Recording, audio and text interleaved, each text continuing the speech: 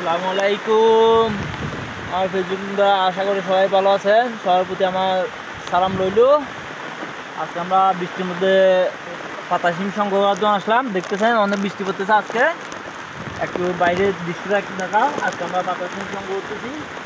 আজকে ইনশাআল্লাহ আমরা 300 কেজি পর্যন্ত সংগ্রহ করার আশা আছে।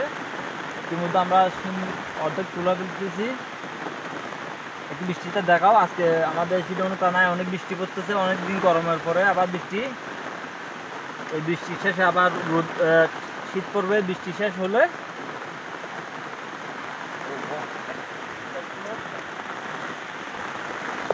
হ্যালো বন্ধুরা, আপনারা দেখতেছেন যে যে কীরকম বৃষ্টি পড়তেছে অনেকদিন পরে। এই বৃষ্টির মধ্যে আমরা ফাটাছুঁই সংগ্রহ করতেছি। এই যে দেখেন ফাটাছুঁই, এটা হলো যে ফাটাছুঁই বাগান। এই যে দেখেন কত বড় ফাটাছুঁই বাগান। আশা করি 300 কেজি মতো ফাটাছুঁই সংগ্রহ করা যাবে এবারে। এই যে দেখেন আপনারা এই বৃষ্টির মধ্যে কিরকম